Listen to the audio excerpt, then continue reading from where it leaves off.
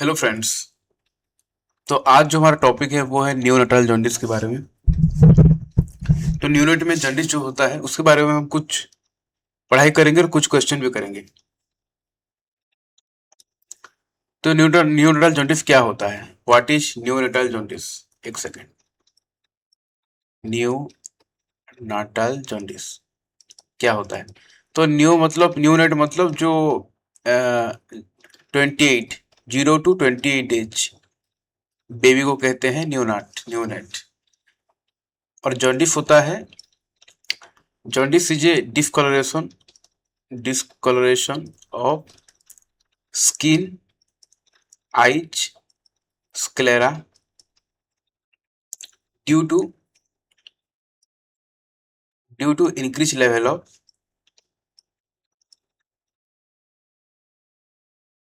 bilirubin in the blood। ठीक है। तो न्यूनाटल जॉन्डिस क्या होता है? 0 to 28 एज के बीच में जो बेबी है उससे उसका जो स्किन आई होता है वो येलो हो जाता है, उसे कहते हैं न्यूनाटल जॉन्डिस। क्यों होता है? इसका कारण है कि बिलिरुबिन लेवल बढ़ जाता है ब्लड में, हाइपर बिलिरुबिनेमिया हो जाता है। ये हो गया हमारा इंट्रोडक्शन। और एक बात बताना मैं चाहता हूँ आपको कि देखो, बिलिरुबिन कैसे फॉर्मेशन होता है।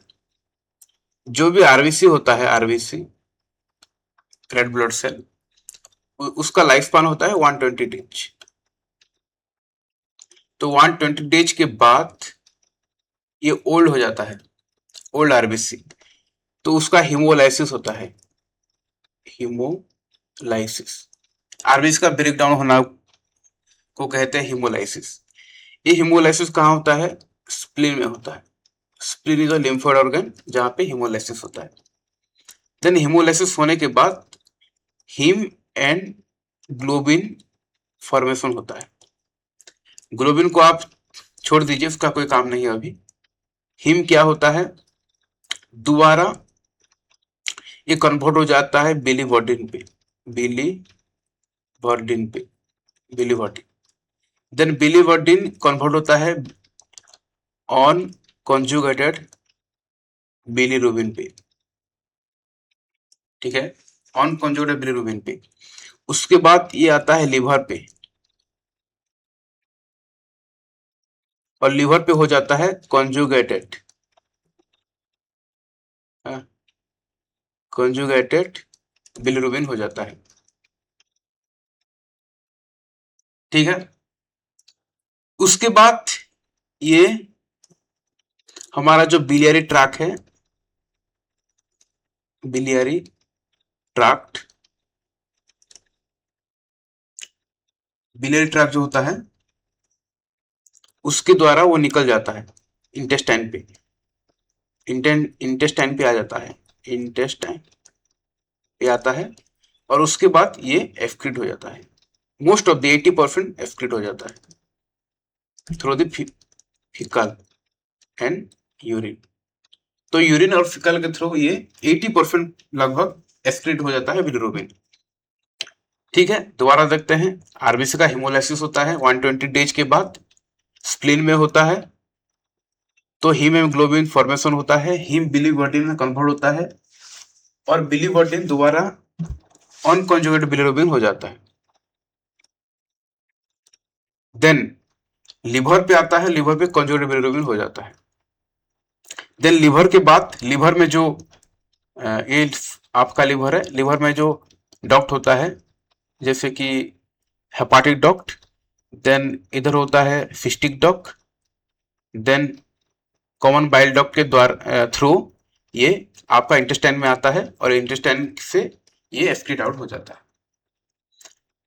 ठीक है, ये होता है नॉर्मल फिजियोलॉजी। ठीक है। उसके बाद हम देखेंगे कुछ कंपैरिजन। ये बात याद रखिए आप, ये जो बिलियरी ट्रैक क्यों याद रखना है? बिकॉज आगे उसके बारे में बुक में है। इसे बोलते हैं बिलियरी ट्रैक, मतलब बाइल जहां जहां से जाता है, जैसे जैसे कि ये आपका लिवर है, तो लिवर पे दो डक्ट है जिसे बोलते हैं हेपाटिक डक्ट। देन इधर आता है आपका बाइल डक्ट, सिस्टिक डक्ट, ये सब मिलके उसे बोलते हैं सीवीडी, कॉमन बाइल डक्ट। उसके थ्रू निकलता है बिलिरुबिन। तो ये स्ट्रक्चर आप याद रखिए, इसे बोलते हैं बिलियरी ट्रैक। नेक्स्ट हम कुछ कंपैरिजन देखेंगे, क्योंकि जॉन्डिस होना एक पैथोलॉजिकल कंडीशन है एडल्ट पे, पैथोलॉजिकल है एडल्ट पे। लेकिन लेकिन न्यूनेट पे ये फिजियोलॉजिकल भी हो सकता है और पैथोलॉजिकल भी। मतलब अगर न्यूनेट पे अगर हो रहा है जॉन्डिस, तो वो फिजियोलॉजिकल होता है। तो नॉर्मली भी न्यूनेट पे होता है जॉन्डिस। तो इधर कुछ डिफरेंस है, हम कैसे पता चलेगा कि ये फिजियोलॉजिकल है और पैथोलॉजिकल है? तो हम देखेंगे ऑनसेट। अगर 24 के बीच में हो रहा है, विद इन 24 आवर, तो वो पैथोलॉजिकल होगा। अगर 24 आवर के बाद हो रहा है और 72 आवर के बाद, मतलब 24 to 72 आवर के बीच में हो रहा है, तो ये फिजियोलॉजिकल होगा। तो फर्स्ट डिफरेंस क्या है? Pathological 24 hour, within 24 hour होगा, और पैथोलॉजिकल 24 आवर के बाद होगा। ड्यूरेशन, टर्म में ये 2 वीक से ज्यादा रहेगा, 2 वीक से ज्यादा जॉन्डिस, और प्री टर्म पे 3 वीक पे ज्यादा रहेगा, 3 वीक पे ज्यादा रहेगा। लेकिन फिजियोलॉजिकल जॉन्डिस, जो नॉर्मल जॉन्डिस जो होता है, वो टर्म बेबी पे 2 हफ्ते से ज्यादा नहीं रहेगा, लेस देन 2 वीक, और in case of preterm less than 3 week. मतलब ये 24, विद इन 24 आवर, ये 24 आवर के बाद, ये 2 वीक से ज्यादा टाइम लेता है टर्म पे, और प्री टर्म 3 वीक पे, और ये 2 वीक पे कम और 3 वीक पे कम, टर्म एंड प्री टर्म पे। देन बिलिरुबिन लेवल, ये लेस देन 5 mg/dl, एक दिन में 5 mg/dl से ज्यादा करेगा पैथोलॉजिकल जॉन्डिस। लेकिन फिजियोलॉजिकल जॉन्डिस जो नॉर्मल होता है, वो 5 mg/dl से लेस होता है, ये आपको याद रखना है। Total serum bilirubin more than 50 mg/dl, ये less than 50 mg/dl। Direct bilirubin more than 2 mg/dl, less than 2 mg/dl। ठीक है, तो इधर सभी चीज ज्यादा ज्यादा है, मोर है, इधर सभी चीज लेस है। इन्वॉल्वमेंट देखेंगे, पाम को इन्वॉल्व करता है क्या? Yes, because this is a pathological jaundice, और ये सोल और पाम को इन्वॉल्व कर सकता है। लेकिन in case of physiological jaundice, it does not involve the sole and palm. Okay, urine का कलर चेंज होगा, यस, पैथोलॉजिकल पे चेंज होगा, क्ले कलर स्टूल हो जाएगा, dark stain nappy and clay colour stool हो जाएगा। लेकिन फिजियोलॉजिकल में कोई स्टेन नहीं होगा। ठीक है, देन ये एन्सेफेलोपैथी कर सकता है क्या? ब्रेन को इफेक्ट कर सकता है क्या? Yes, because this is the pathological jaundice, और it can do encephalopathy, but physiological jaundice never do encephalopathy, because this is physiological, this is normal jaundice. तो इसमें 5 mg पे भी कम होगा, 15 mg पे डीएल से बिलिरुबिन कम हो रहेगा, डायरेक्ट भी कम रहेगा, ये पाम एंड सोल को इन्वॉल्व नहीं करेगा, यूरिन का कलर चेंज नहीं करेगा, और ये एनसाइक्लोपैथी भी नहीं करेगा। लेकिन ये हर चीज करता है pathology, because this is the pathological jaundice. ये डिफरेंस है, आपको ये डिफरेंस याद रखना होगा। देन उसके बाद मैनेजमेंट है, हम कैसे मैनेज करेंगे न्यूट्रल जॉन्डिस को।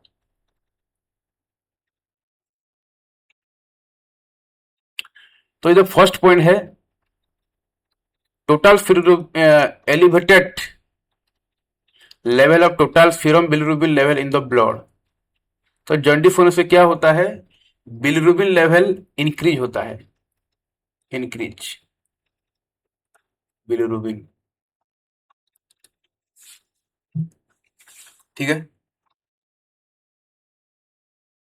then it can happen either because of elevated conjugated hyperbilirubin, direct hyperbilirubin, or due to elevated unconjugated hyperbilirubin. तो क्यों होता है? बिकॉज बिलिरुबिन बढ़ जाता है.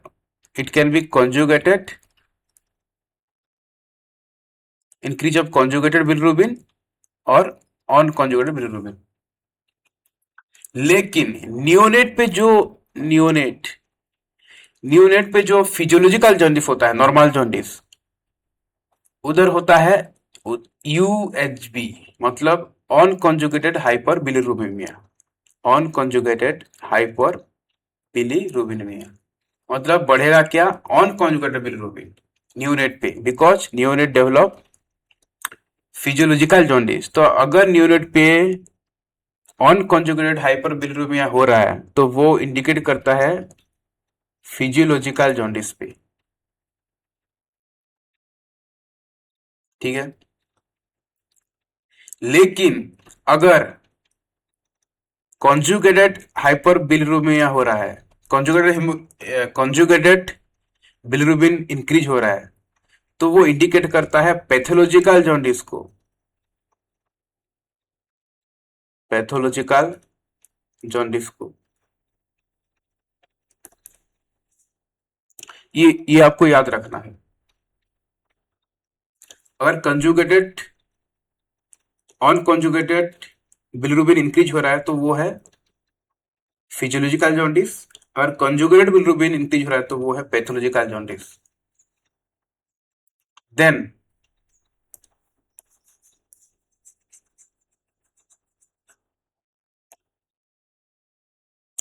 तो कॉन्जुगेटेड पैथोलॉजिकल जो जॉन्डिस है, कॉन्जुगेटेड बिलिरुबिन, वो क्यों इंक्रीज होता है? बिकॉज बिलियरी एट्रोसिया के लिए. मतलब कॉन्जुगेटेड जो बिलिरुबिन इंक्रीज हुआ, ये इंडिकेट करता है क्या? पैथोलॉजिकल जॉन्डिस को, पैथोलॉजिकल कंडीशन को. तो डिजीज है बिलियरी एट्रोसिया के बढ़ता है, बिलियरी एट्रोसिया के लिए इंक्रीज होता है. तो इधर देखिए, ये जो बिलियरी ट्रैक है इसका एट्रोसिया हो जाएगा. एट्रोसिया मतलब क्या? इसका डेवलपमेंट माल फॉर्मेशन होगा, माल फॉर्मेशन डेवलपमेंट, इसे बोलते हैं बिलियरी एट्रोसिया. तो क्या हुआ देखो, ये जो बिलिरुबिन आया लिवर पे, ये था ऑन कॉन्जुगेटेड बिलिरुबिन, ये लिवर ने उसे कर दिया कॉन्जुगेटेड.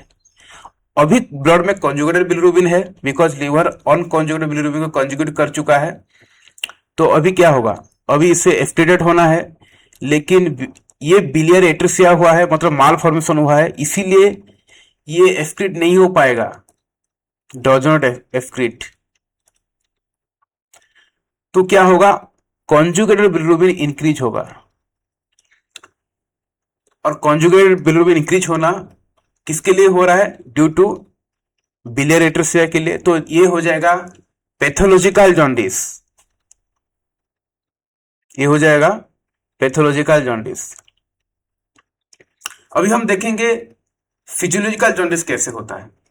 तो आप सवाल कर सकते हैं कि एडल्ट पे तो जॉन्डिस नहीं होता, अगर होता है तो उसे हम पैथोलॉजिकल कंडीशन कहते हैं.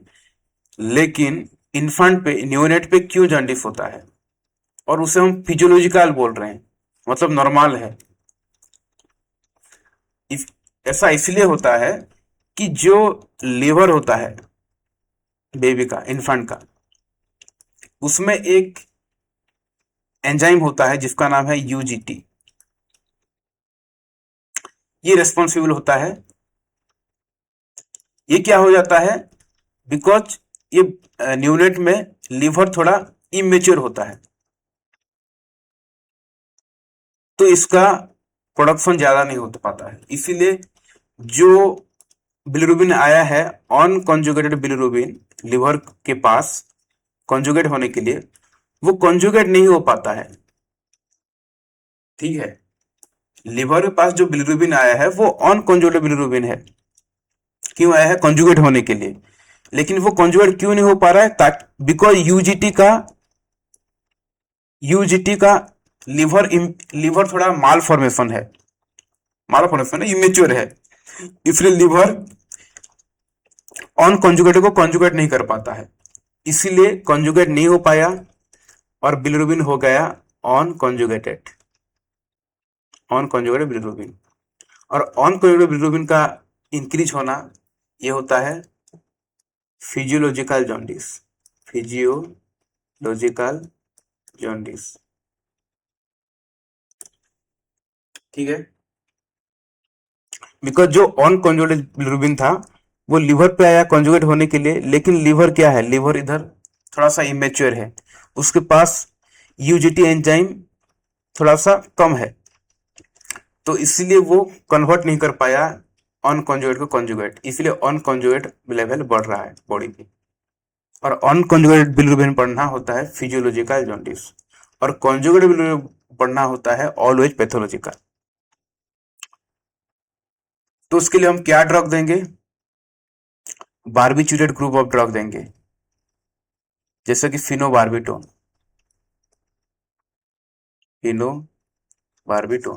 आगे हम देखेंगे। तो आपको ये चीज याद रखना है कि conjugated bilirubin, unconjugated bilirubin और conjugated bilirubin. Unconjugated bilirubin liver के पास आता है फॉर दी कॉन्जुगेट होने के लिए, ठीक है, लिवर के पास आया लिवर से कॉन्जुगेट होने के लिए, कॉन्जुगेट होगा तभी वो निकल एक्सट्रेट आउट हो पाएगा। तो इमेच्योर लिवर क्या करता है, इसे नहीं कर पाता, इससे कॉन्जुगेट बिलिरुबिन नहीं कर पाता, इसीलिए ऑन कॉन्जुगेट बिलिरुबिन इंक्रीज रहता है बॉडी पे, और ये होता है नॉर्मल होता है फिजियोलॉजिकल जॉन्डिस, बिकॉज ये नॉर्मल चीज है, बच्चा का लिवर अभी थोड़ा सा इमेच्योर है।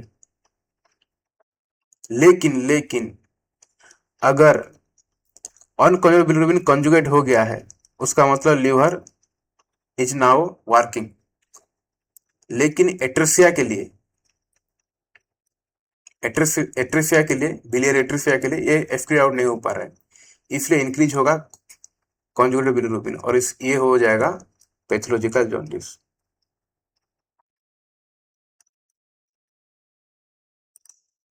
खत्म।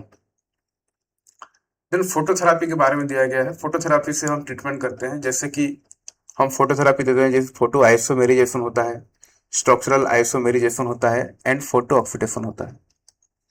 तो फोटो आइसोमेरिजेशन मतलब क्या होता है, ये टॉक्सिक जो बिलिरुबिन है उसे नॉन टॉक्सिक में कन्वर्ट कर देता है। फोटो आइसोमेरिजेशन क्या करता है, टॉक्सिक बिलिरुबिन को नॉन टॉक्सिक पे कन्वर्ट कर देता है। देन स्ट्रक्चरल आइसोमेरिजेशन ये क्या करता है, ये बिलिरुबिन को कन्वर्ट कर देता है लुमिरुबिन, कन्वर्ट द बिलिरुबिन इनटू लुमिरुबिन, ताकि वो एक्सक्रीट आउट हो पाए,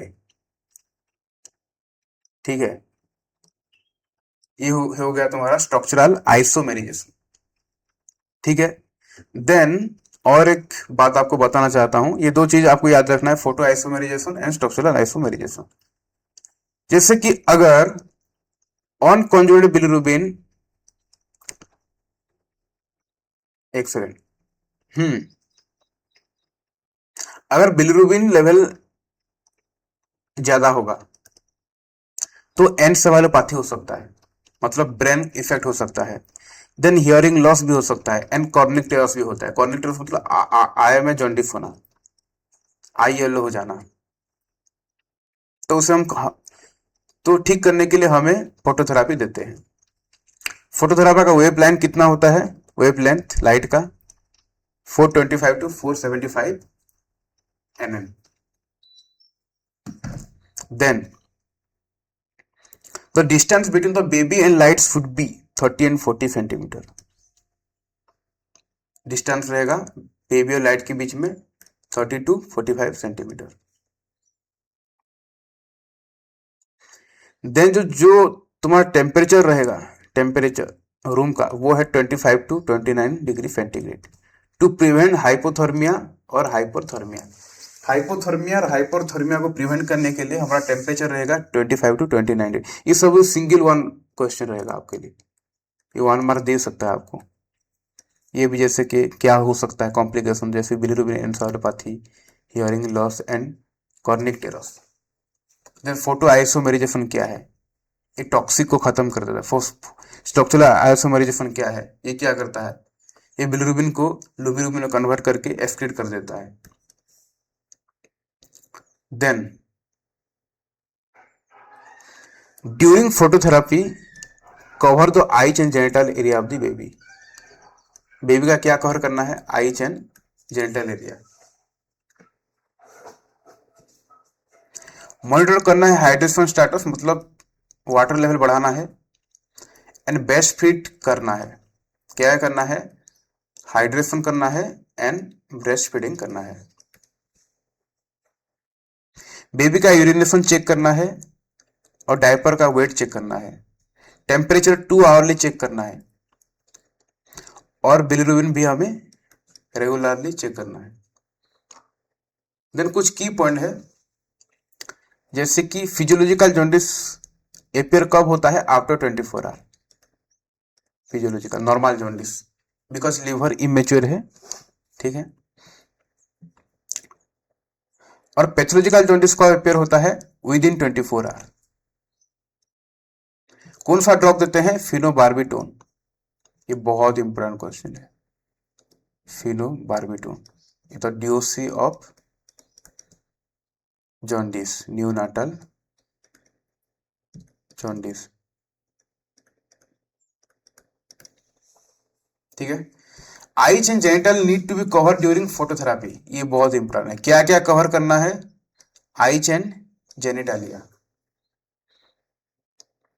देन क्रेमर्स रूल, बहुत छोटा सा एक टॉपिक है। क्रेमर्स रूल मतलब एक रूल है क्रेमर्स का, जिससे हम पता कर सकते हैं बिलिरुबिन कितना है। इसके लिए मैंने फोटो ऐड नहीं किया।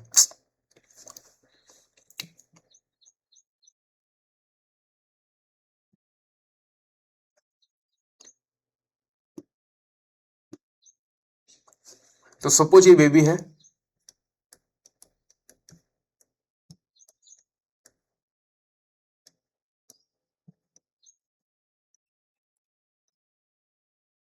सपोज लेट अस कंसीडर ये बेबी है,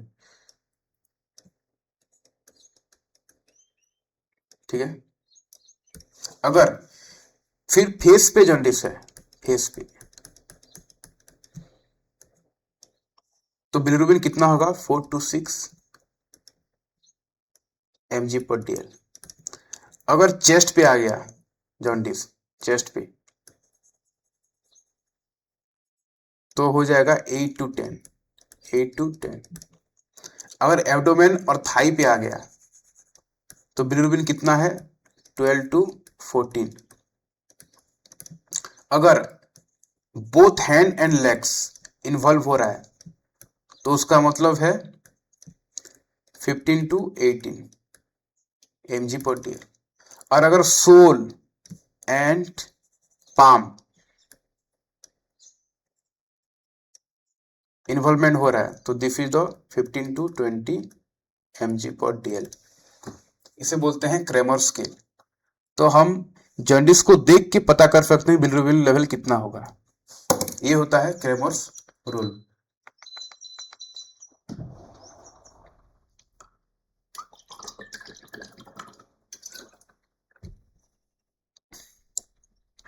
कुछ क्वेश्चन है, आज बहुत कम क्वेश्चन करेंगे, ठीक है।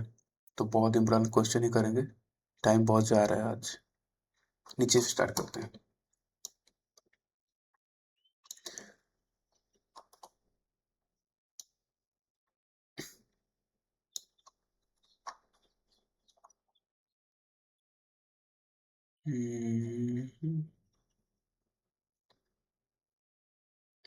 ये क्वेश्चन करिए, which of the following location is appropriate to screen for jaundice in a child.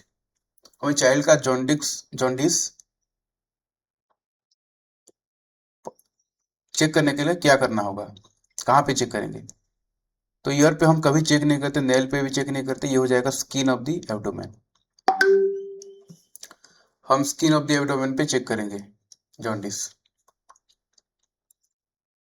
Then which of the following used for the visual assessment of neonatal jaundice. हम न्यूनाटल जॉन्डिस को assess करने के लिए कौन सा rule use करते हैं, Wallace rule, Cramer's rule, land border chart rule of 9। तो ये हो जाएगा क्रेमर्स रूल। हम क्रेमर्स रूल यूज करते हैं जॉन्डिस के लिए। रूल ऑफ 9 होता है बॉर्न के लिए, परसेंट ऑफ बॉर्न। आंसर हो जाएगा B. All of the following are causes of neonatal jaundice except. बोल रहा है कि इनमें से जो ऑप्शन है सभी ऑप्शन कॉज कर सकते हैं न्यूनाटाइल जॉन्डिस, एक्सेप्ट कौन कर नहीं सकता। तो थैलासेमिया के लिए हो सकता है। थैलासेमिया में क्या होगा, हीमोलाइसिस होगा, ज्यादा हीमोलाइसिस होने से ज्यादा ज्यादा बिलिरुबिन डेवलप होगा तो हो सकता है।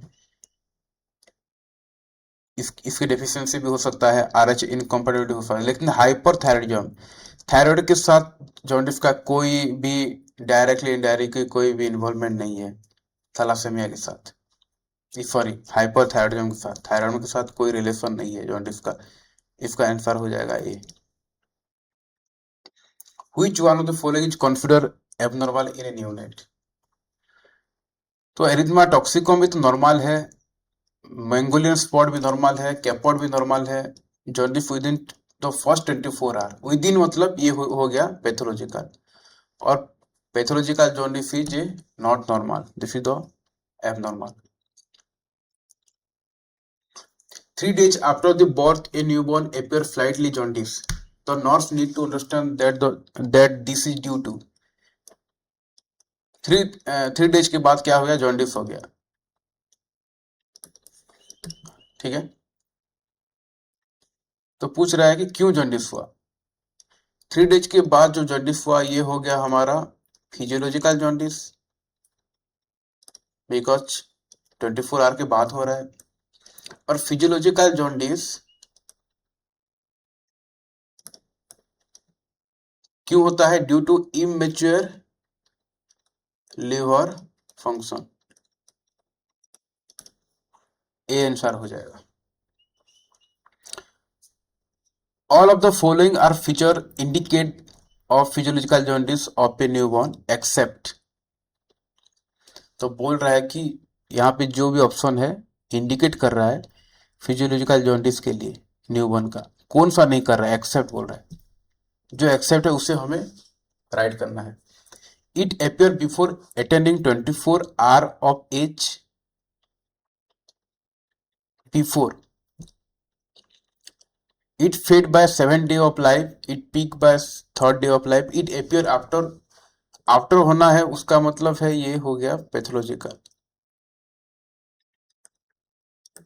ठीक है, तो ये हो जाएगा आंसर, बिकॉज ये सारा चीज sorry sorry sorry before, before मतलब ये हो जाएगा 24 आवर के बीच में होना होता है पैथोलॉजिकल, और ये हो जाएगा आपका फिजियोलॉजिकल, ये भी फिजियोलॉजिकल, ये भी फिजियोलॉजिकल, तो आंसर हो जाएगा ए। तो सभी चीज फिजियोलॉजिकल जॉन्डिस है, लेकिन ए होता है, ए इधर पैथोलॉजिकल जॉन्डिस है। Pathological jaundice criteria include all except. Pathological jaundice पे क्या क्या होता है, एक्सेप्ट क्ले कोलेस्ट्रॉल होता है मोर देन 2 mg पर कॉन्जुगेट ये होता है, मोर देन 40% ये भी होता है, लेकिन less than 24 hour later but within 70 ये नहीं होता।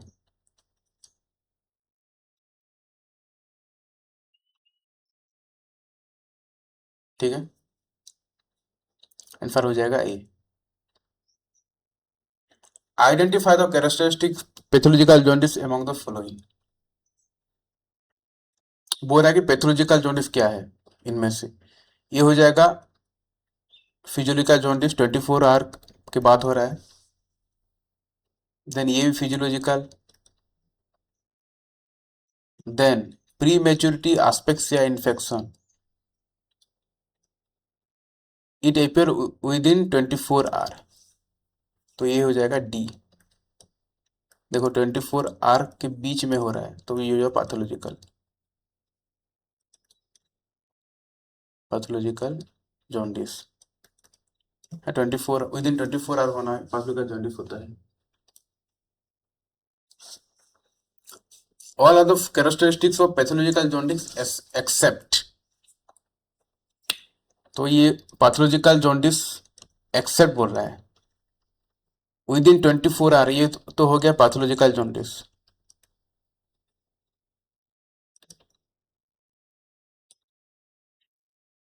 मोर देन 50 mg ये pathological jaundice, more than 2 mg ये भी हो गया पैथोलॉजिकल जॉन्डिस। लेकिन not more than 50 mg/dl serum bilirubin level, it is the physiological jaundice, physiological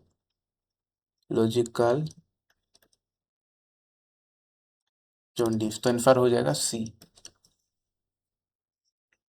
कॉर्निटरस मतलब क्या होता है? कॉर्निटरस क्या कॉम्प्लिकेशन कर सकता है? ये ब्रेन को इन्वॉल्व कर सकता है। क्रेमर रूल कहाँ अप्लाई करते हैं? हम जॉन्डिस के लिए अप्लाई करते हैं, तो assess the jaundice.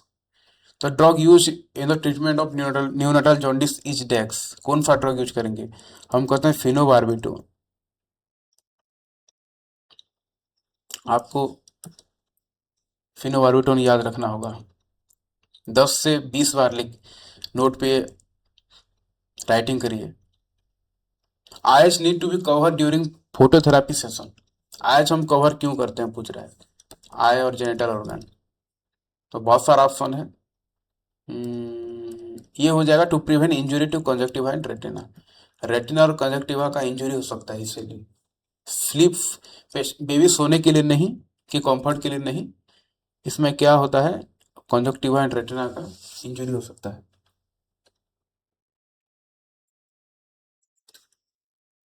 Which body part need to be cover of a child going under therapy? Phototherapy में क्या कवर करते हैं? फोटोथेरापी हम कवर करते हैं आइज को एंड जेनिटेलिया।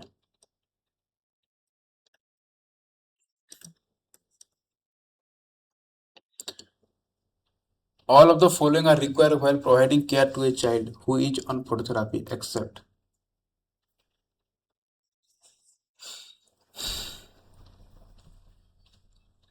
तो पूछ रहा है कि all the following are required while providing care to a child who is on phototherapy except, हमें क्या नहीं करना है? हमें कवर करना है, यस कवर करना है जेनिटल एंड आइज को। ब्रेस्ट फीडिंग तो हम कर सकते हैं, क्या नहीं करना है पूछ रहा है? टेम्परेचर हमें चेक करना है, बेबी फूड कॉम्प्लीट नेकेड ये नहीं करना, कॉम्प्लीट नेकेड नहीं करना, कवर करना है आइज एंड जेनिटलिया। आंसर हो जाएगा डी। फोटोथेरापी एक्ट है जी, फोटोथेरापी में क्या क्या होता है? 3 चीज होता है, आइसोमेराइजेशन होता है, स्ट्रक्चरल आइसोमेराइजेशन होता है और फोटो ऑक्सीडेशन होता है। ये हो जाएगा ऑल ऑफ द अबव।